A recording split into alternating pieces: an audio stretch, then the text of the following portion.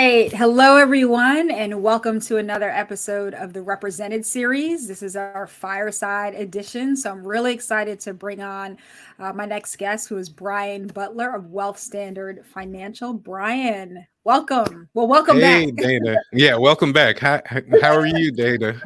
Good to see I'm you. doing all right. Not too bad. Just muddling through life and running a business and all the things I'm sure you understand and appreciate. Absolutely. We're still here. So, Yes, we are still here somehow, some way. Goodness. right. So Absolutely. happy about that. But yeah, really excited to have you back on. I know for all of you who are watching, you'll have the opportunity to, see a presentation educational wise from Brian. But now we get to really sit down and learn more about you and your business and entry point into this industry and all of the Mhm. really amazing things that make you great within financial services and just in life in general. So I'm happy to, we get to share that with the world. Before we really jump in, tell everyone, a little bit about yourself and how you just ultimately got into financial services. Well, Dana, I am. Well, thank you first off for having me here, and I think my story is similar to some people's, but it'll have some interesting turns that you may not have seen before.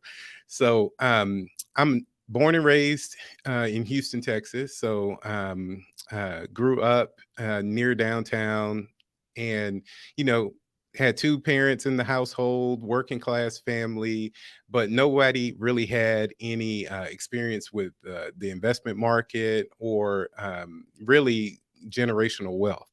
And I was always interested in how could I, get some of the generational wealth that I saw some of my friends have. And so my high school is in probably the richest neighborhood in Houston. And so I had friends that were very wealthy and friends that were very poor. And I just got to see the difference between, the two levels of life experience. And I said, well, I want the one on the side that has the money. So I already experienced the other way. And so with that, my high school had a really good program where when you're a senior, you got to interview at different companies. So I was really torn between being a doctor or being a financial advisor. And so luckily for me, I was able to interview and got a position with a financial advisor slash financial planner. And I got to really see that he made as much or more money than the doctors. And he had more time freedom. So that really interested me more. And so that's how I got into this business. And so I got my foot in the door on the banking side, and then eventually became a financial advisor. And then that led me to starting my own firm in 2016. So it's been a journey, but it was a journey that started with that initial thought to how can I better myself? How can I better my family? And then in turn, better our communities. No, that's awesome. And we'll have to unpack the doctor part of it because I feel like, Yeah. especially in a lot of our communities, it's like we know what a doctor is and we can, obviously see the price tag that sometimes comes with that. Right. But then really having to say, hey, here's another opportunity, although it's not known all the time as a profession, especially in Right. a lot of our communities. How is that conversation and maybe talking your family through that too and helping them see the breadth of all the things that you can create here from, being an entrepreneur, from Mhm. seeing firsthand all the stuff that, you knew, but how did you kind of transition in that conversation with them? Well, I remember telling them, it was an easy conversation, believe it or not, Well, because good. how, how are we going to afford medical school? That that was the $1 million question. Was I going to get half a million in debt?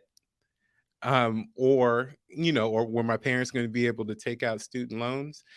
And that's what spurred the interest in finding another way that still was impactful, where you can help people and you could be financially secure.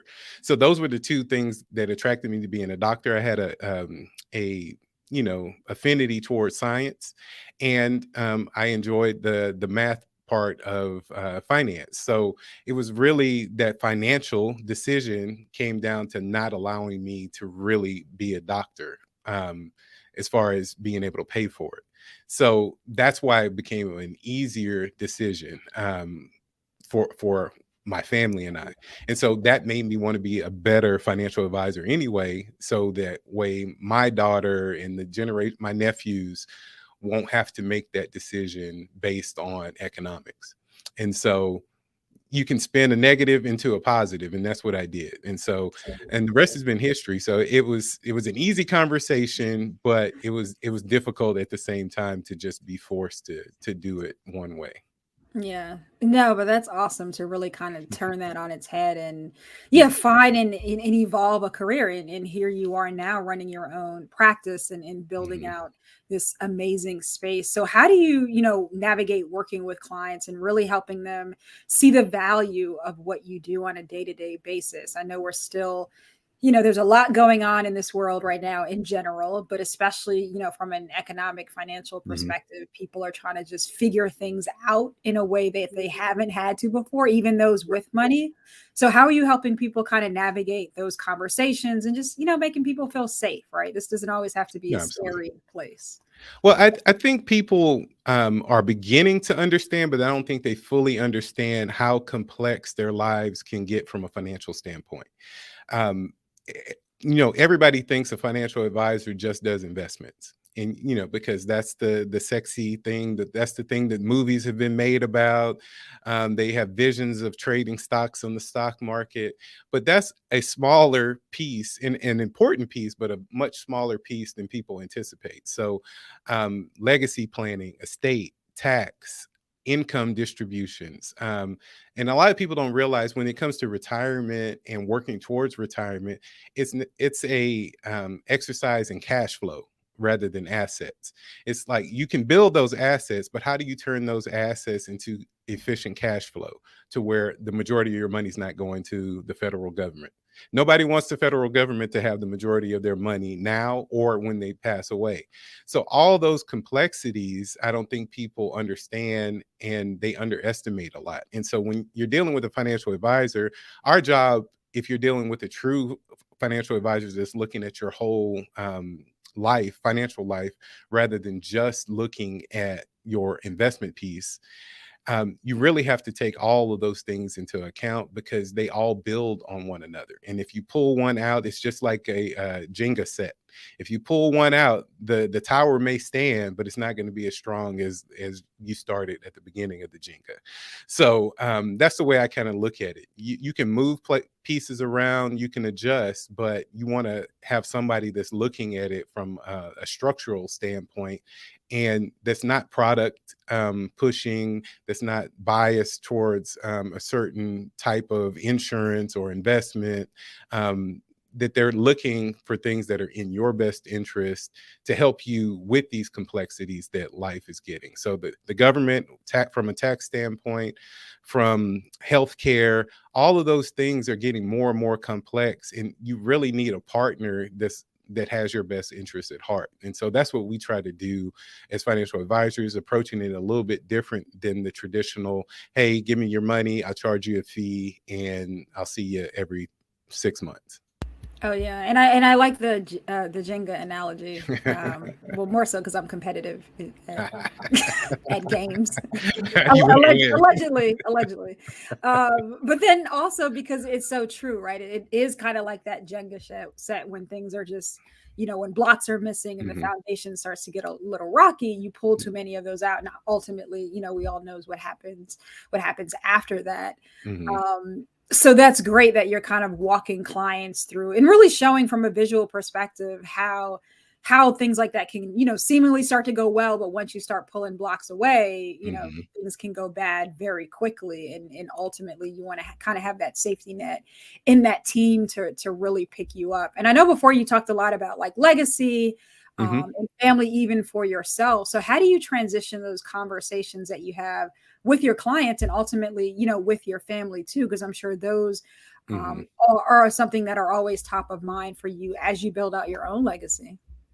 Well, you have three levels of education, I think. So you study your industry at level one, but then I also study my clients. And so they're living different scenarios. So I have clients that have just gotten married and started a family. I have clients that have gotten divorced or widowed.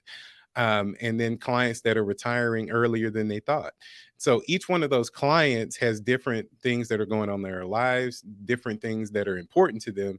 And so I learn from them on how they react, how they feel, the emotional piece of the financial consequences that are happening to them.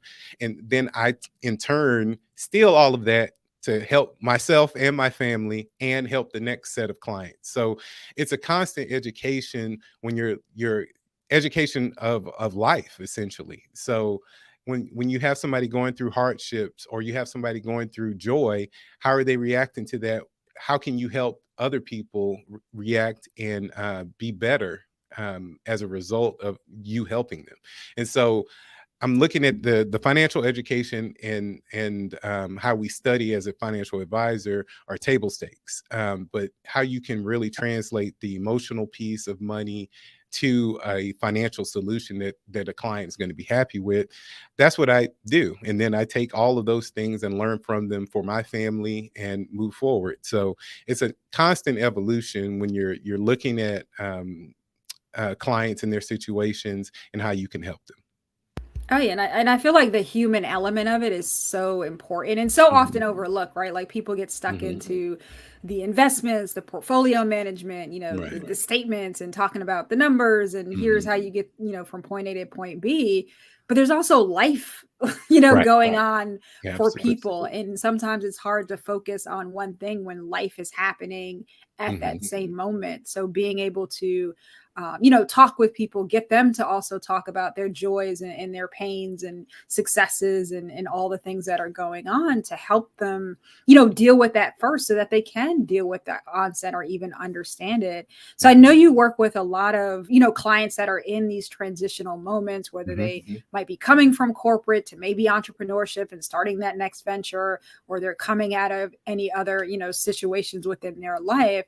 What is like the advice that you give them, and how do you not only kind of help them work through that financially but maybe even personally too, because there is that genuine human component that you just mentioned too.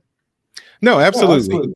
So when you're dealing with a client that's going through a major life transition, your job is to help them understand that transition, get organized, clarify what they truly want. Once you're able to do that, you keep asking them why. Why do they want to do this? What's important to them? What's their timetable? And so you spend a lot of time around those things. Nobody wants to be asked, okay, what's your goal?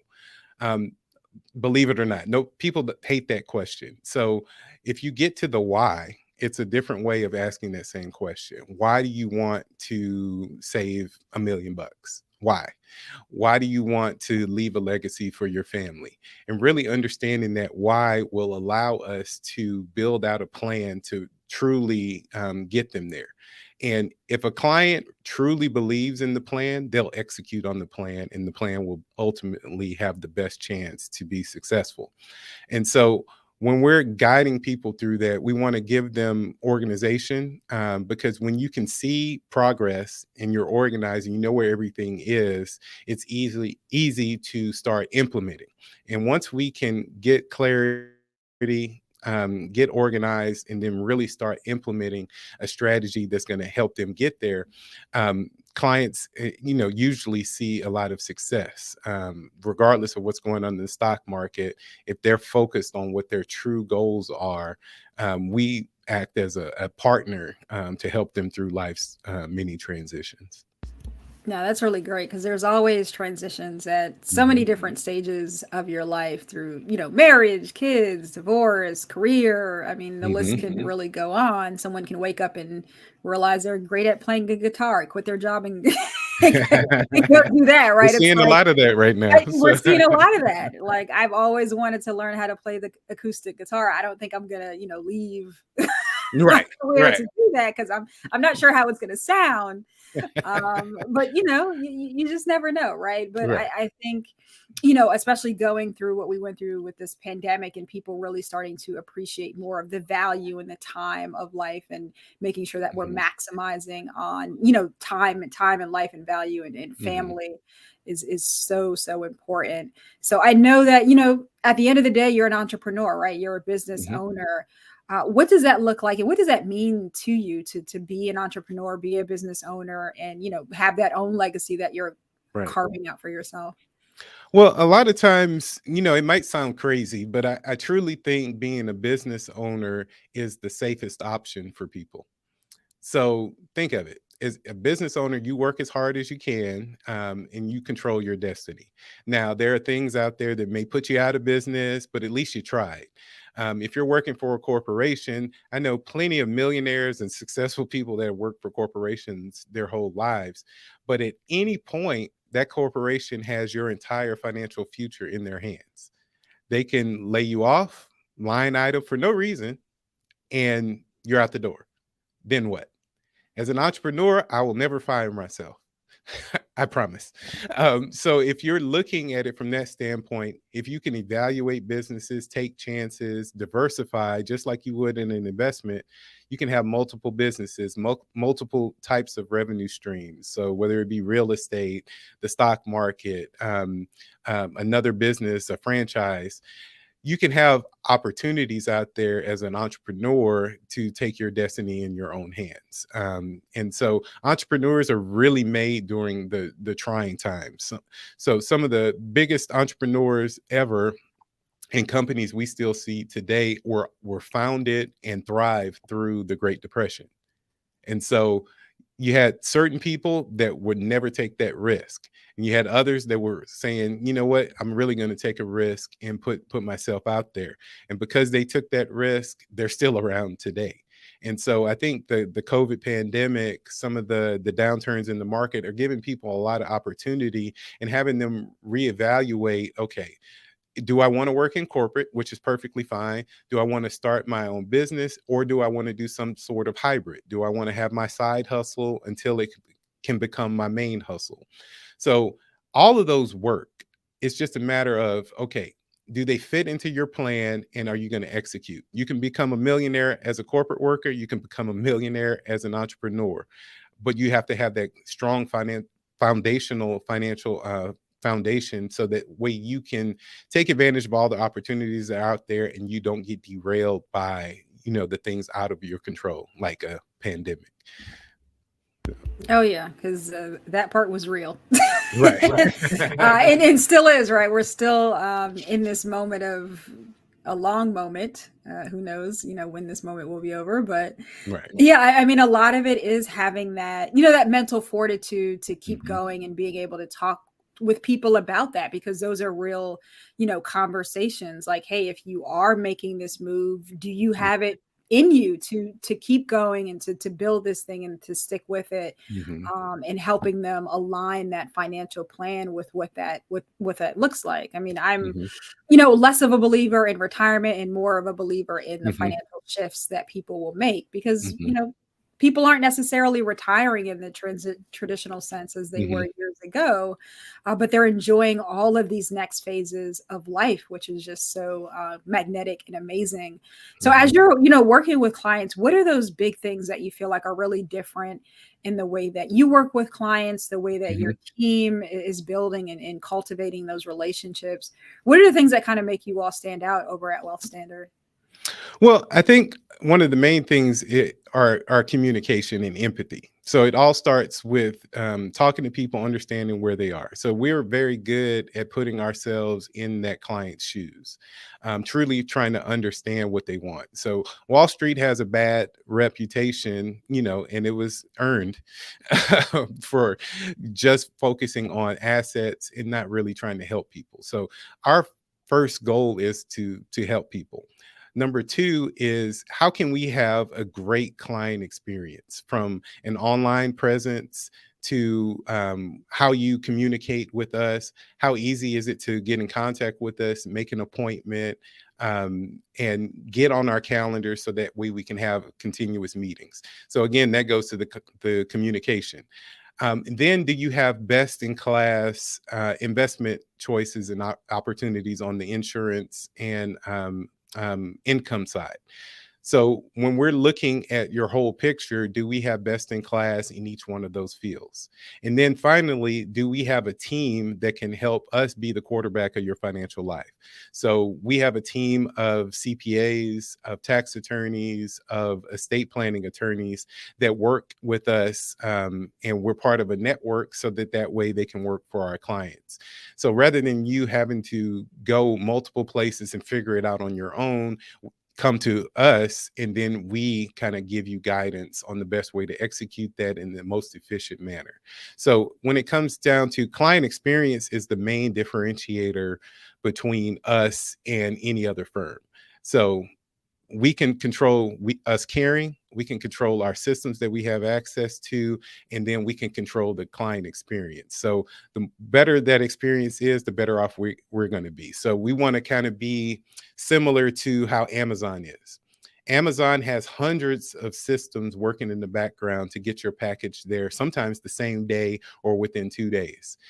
But I guarantee you don't care about any of those systems. You just want your ream of paper or your new Yeti mug to show up at your house on time when they That's said it correct. was going to.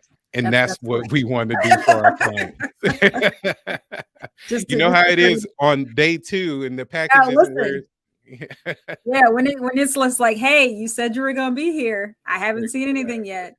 Alexa hasn't Exactly. notified me about anything. There's you just get stressed. You get stressed. No, absolutely, absolutely. And that's why we invested so much in our systems and our team, so that that way it gives clients an opportunity to say, oh, this group is a lot different than the financial advisor down the street, because at first glance a lot of us look exactly the same, and that's what differentiates us. No, absolutely. And I think that's kind of just been, somewhat of the overall tone of the Mhm. industry, right? It's all on one accord, but there's so much breadth and depth to it as far as just who's in the industry, how they Mhm. work with their clients, what they focus on, right? Everyone has a different focus in clients that they work Absolutely. with, and, all specific reasons for why they're so passionate about that. What would you say your most or your favorite client success story is? Well, Or even the that's a good funniest. one. I think this one has a little bit of both. So, I had a client that, had them since, for 10 years. This year is 10 years. So, and we have been working up towards retirement. And then they came in one day and said, you know what? We want to live on a boat with my sister-in-law and travel the world. And I said, oh, okay. I had to I said, that's a new one. I haven't heard of that one before. And so I said, what are you going to do? He said, we're going to look at buying a sailboat. We're going to learn how to sail, and then just travel the world. About 6 months later, they went on a few trips and said, well, we're not going to do that. After being on the boat for 2 or 3 months, they said, we don't want to live there permanently. I I'm said, like, well, "Really? What happened there? What?" exactly. They were like, we can't be in that closed confines with that many, 4 people. It is not going to work. And so I found that to be funny and interesting.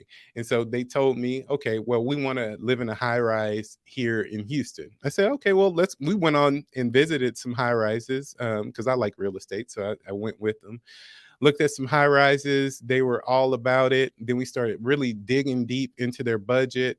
And he said, you know what? I need $12,000 a month. And if you can do that, then we'll start looking at retirement. And I said, okay, we looked at the numbers. I said, yeah, we can get 12,000 right now.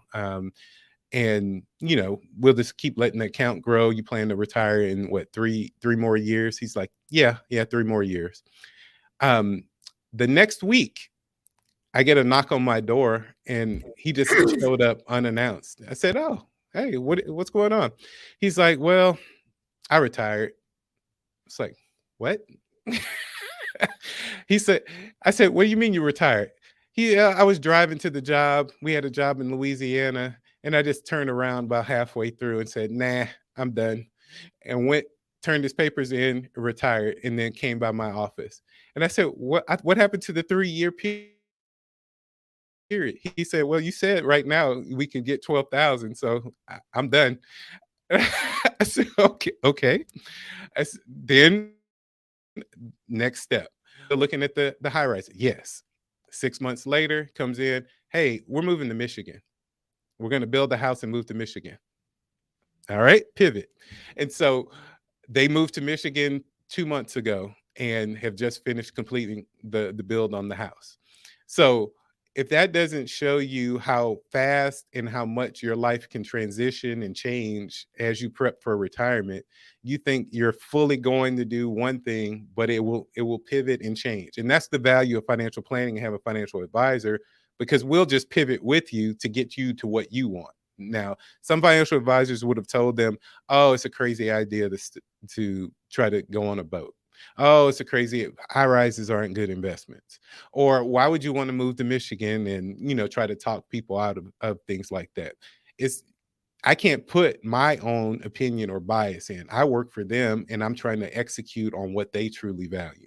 And so if you can keep that in mind as a financial advisor, not put your own personal bias on what they're trying to do, you really can help a client and go through the process that they need to get to what they ultimately want, even though they might not have known. They didn't know they wanted to live in Michigan 2 years ago, and it just evolves, and that's the beauty of our job.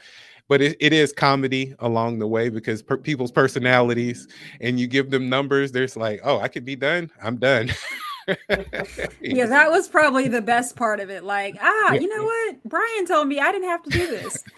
Where's the U-turn? And I'm just gonna head back home. Let me call Brian and say we're ready now. That's That exactly what is happened. I thought it that's was hilarious. hilarious. Yeah, that is literally like there's so much in that story that is just both hilarious and then just so thoughtful and real, right? Because this Right. stuff happens, right? This is the beauty of the business. Right. But I love the fact that, he came, had this safe space, which is important. Like you Hmm. had created that safe space for him to come in and say, hey, this is what we want to do. Like, yes, it might Right. sound crazy and all the things, but you were just like, okay, hey, you immediately got on board. It was like, okay, well, Hmm. how do I help them do this thing? Right. Because either Right. way, they're going to do it regardless. But how do Right. I make them do it? And how do I help them do it in a way that's going to make sense for them and get on board with it and let them try it, right? And kudos to them for trying it, Right. realizing that the boat situation is probably not the best, thing for forever. Right. But going out there and actually doing it and having the means to do that and the knowledge and the Hmm. comfort too, the comfort and the Hmm. safety that you were able to provide for them, even on every step, right? Even with you talking about, hey, like you went with them, to explore these high rise properties, right? Like not a lot of people would have taken the time Yeah. to actually go. It's one thing to say, hey, yeah, this is great. Here's a couple places to go look at, but then you actually taking the extra step to say, hey, I'll come with you. Let me know Hmm. when you're going to go and I'll be there. And I think that just kind of, walks through how you work with your clients, the evolution of your business. And again, like that safety net Hmm. that you provide for your clients, which is so important for that open communication. Dana, and I never brag on myself, but I know one thing that I'm really good at is relating to people and showing empathy. And so that's the most important part of my job. The financial piece will come, but having empathy and connecting with them is my superpower. And so I truly enjoy my clients, because I won't take on clients I don't enjoy talking to. It's just something that, I won't do. It's probably not the best thing for them, and it's not the best thing for me. And so every client I have, I look forward to talking to and helping. And that makes it that much better, and to help them get to those goals. And people will see my client base when we have events, and they're like, your clients are all over the place. They're white, black, Asian, Indian, Hispanic. They're young, they're old, they're Republican, Democrat, Libertarian. And they're like, how do you manage all these? I said, what once I try to see where put myself in somebody else's shoes. I'm a pretty apolitical person. Um, so I try to see the good and the bad from both sides, because you have to take the emotion out. And that helps me be a better investment advisor too, because investing is emotional, but you just kind of have to take the emotion out. So anything that can't give you a hug back, you really shouldn't have that much emotion tied to it. I feel like you need to repeat that last one. That was a good one. That was a good one. I don't know if the people in the back heard you, Brian. If something can't give you a hug back, you can't get too emotional about it. So save the emotion for the things and people that can give you hugs. And so it's definitely one of those. Money is a tool, just like a screwdriver and a hammer. In certain situations, the hammer is going to be best. In other situations, the screwdriver is going to be best. You just have to use things for what they are. Money is a tool. It's a piece of paper that can help you fuel some of the things you want, but it's not I know a lot of wealthy people that are miserable.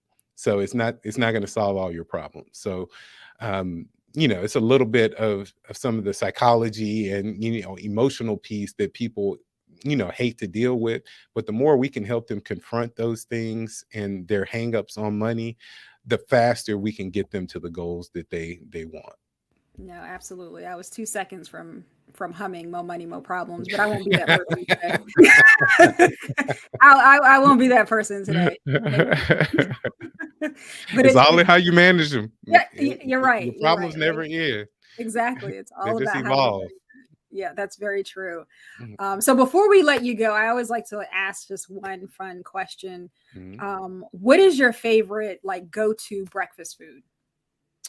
Oh, go-to breakfast. I'm a good pancake maker. I make pancakes from scratch. My wife messes with me because I never buy the box mix. I always just make everything from scratch, and I have the recipes in my head. She's like, it would have taken me longer to measure out the stuff in the box than it did for you just to make pancakes from scratch. I said, yeah, I love pancakes. It was probably the second thing I ever learned how to cook. So that's my go-to. Nice. So this one is just like pure perfection off the dome, just going. Yeah. Yep. Dana, I love to eat. And so I had to learn how to cook. And so you go hand in hand. Yeah. In college, I used to sell pancakes in my dorm. Oh man. Okay, we're gonna have to have a separate fireside chat just to talk about that. Hey, it was the finance. Gotta fund this. Oh yeah. Absolutely. Well, Brian, this has been an absolute joy and pleasure. Always fun to have a great conversation with you. And we'll definitely have to do this again and just, talk about all the new things that you've got going on as you transition and continue to evolve and grow your business and grow as a leader. So appreciate the time that you made today. And thank you for dropping all of these gems. There were so many, in addition to so many analogies that I love. Everyone's going to have to pick their favorite during this episode, but thanks again. You are appreciated and loved in this field. So thank you for all that you're giving to it. Hey, Dana, it was my pleasure. It's always fun. I can't wait till the next time. Absolutely. Well, everyone, please continue to catch up on the Represented series. There are so many episodes where you get to learn more about our CHIP pros. Brian, thanks again. Have a great day, everyone, and take care. All right. See ya. Bye.